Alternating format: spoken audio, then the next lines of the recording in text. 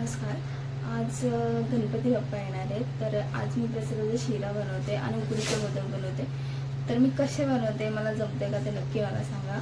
चला बघूया आपण त्यासाठी काय साहित्य। मी इथे हा अर्धा किलोचा रवा घेतलेला आहे आणि त्याबरोबर सगळं सामान अर्धा किलोच्या मापाने घेतलेलं आहे।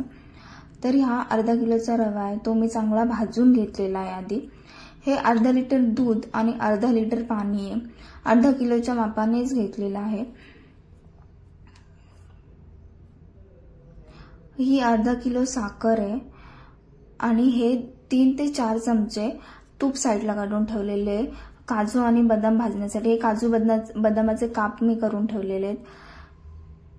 त्याबरोबर वेलची घेतलेली आहे। अर्धा किलोचा तूप आहे, त्याच्यामधून मी 3 ते 4 चमचे साईडला काढून ठेवलेले आहेत आणि त्याचबरोबर केळी आहेत, 3 केळी मी घेतलेली आहे त्याच्यात। मी इथे जाड टोप घेतलेला आहे। अशा मापाने टोप घेतलाय की त्यामध्ये अर्धा किलोचा प्रसाद होईल।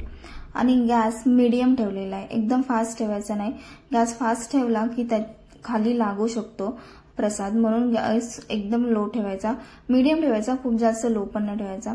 त्यामध्ये तूप टाकले, तूप गरम झालं की मी तो भाजलेला रवा टाकला आणि एका साईडला दूध आणि पाणी हे सोबत उकळण्यासाठी ठेवून दिलं आणि त्याचबरोबर इथे रवा हलवत होते।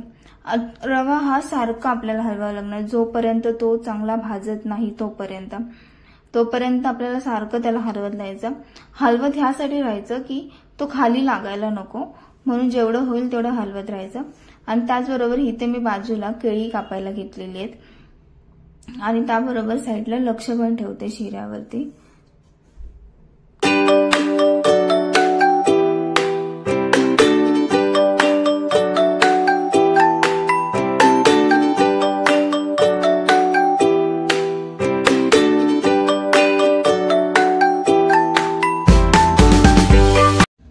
इथे रवा आता चांगला लाल होत आलेला आहे, थोडासा गुलाबी झालेला आहे। तर त्यामध्ये मी केळ टाकते। केळ टाकल्यानंतर तुम्हाला केळ खूप जास्त स्मॅश करायची गरज नाही लागणार, कारण जसं केळ शिजत जातं ना तसं ते एकदम स्मॅश होऊन जातं। ते स्पेशली स्मॅश व्हायची गरज नाही, फक्त सारखं हलवत राहायचं जेणेकरून ते त्याच्यामध्ये मिक्स होऊन जाईल। मी इथे हे सारखं हलवते आणि त्याच्यामध्ये मिक्स करते। त्याच्यामध्ये ते केळ विगरते त्याच्यामध्ये। पूर्ण केळ शिजल्यानंतर पूर्ण ते त्याच्यामध्ये विरघळून जातं, केळ कुठेही दिसत नाही तुम्हाला। आता ते केळ पूर्णपणे विरघळलेले। मी गॅस बंद केलाय आणि जे आपण दूध आणि पाण्याचं जे मिश्रण केलं होतं, जे गरम करायला ठेवलं होतं, ते मी बारीक गॅसवरती ठेवलं होतं उकळी करून सुद्धा आणि ते त्याच्यामध्ये टाकलेलं आहे। आता हे मी खूप 3 ते 4 बॅचेस मध्ये टाकणार आहे, सगळं एकदाच नाही टाकणार आहे। कारण काय होतं, जेव्हा आपण सगळं एकदाच टाकतो त्याच्यामध्ये गुठळ्या होतात, मग त्या रव्याच्या तशाच गुठळ्या राहतात। जेव्हा तुम्ही ते थोडं थोडं करून टाकता तो त्याच्यामध्ये गुठळी अजिबात कुठे राहत नाही। आणि जेव्हा आपण टाकल्यानंतर ते सारखं हलवत राहायचं। जेवढ्या वेळा तुम्ही टाकणार तेवढ्या वेळा ते खूप छान मिक्स करायचं। तेव्हा तो शिरा एकदम छान फुगतो आणि सुटसुटीत होतो, नाहीतर पूर्ण गुठळी होऊन बसणार।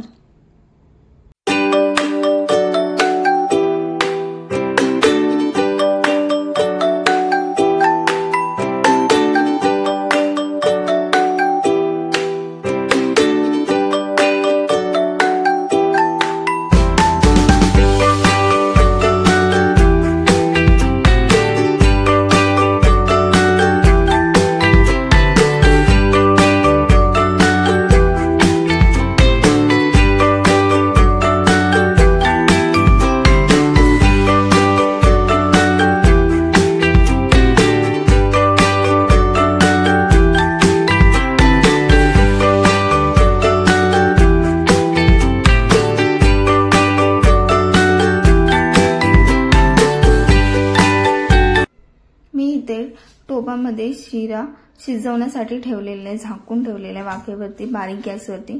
आणि काजू बदाम आता भाजून घेते। काजू बदाम भाजून घेतल्यानंतर ते त्याच्यामध्ये टाकणार आहे आणि ते मिक्स करणार आहे चांगलं।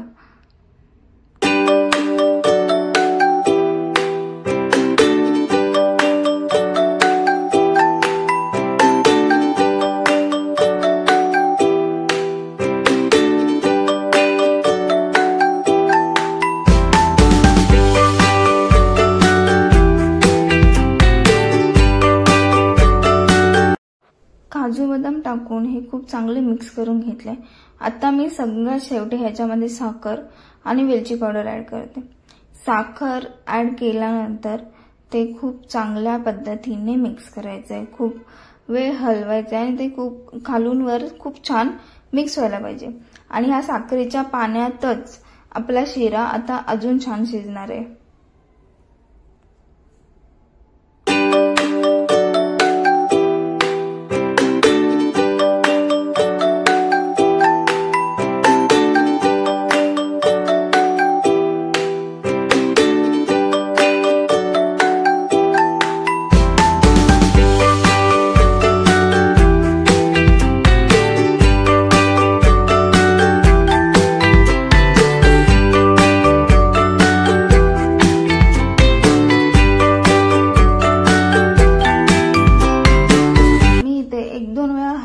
पुन्हा झाकण ठेवलं होतं आणि आता पुन्हा लास्ट टाइम मी चेक केला तर ह्याला मस्त तूप सुटलेलं आहे, म्हणजे आपला शिरा चांगला शिजलेला आहे आणि सगळ्यात महत्त्वाचा हा खूप छान आणि सुट्टा झालेला आहे, फुललेला आहे खूप मस्त।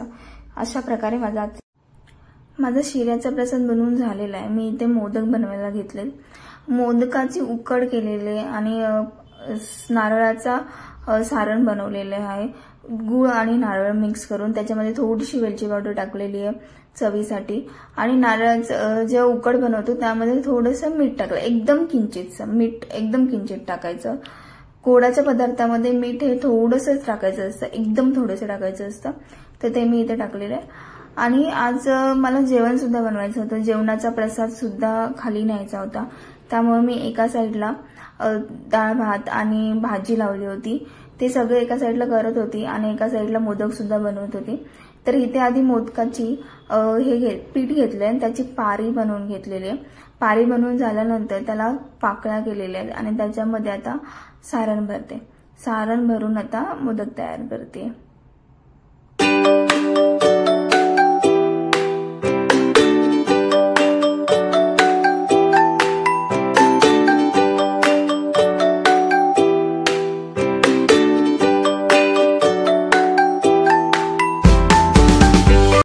माझा इथे प्रसाद त्यासाठी डाळ भात बटाट्याची भाजी आणि शिरा, प्रसादाचा शिरा तो बनवून झालेला आहे आणि मोदक सुद्धा बनवून झालेले आहेत। तर ते कसे बनवले ते मला नक्की सांगा। मी तयारी करून बसले, मला आता खाली जायचे।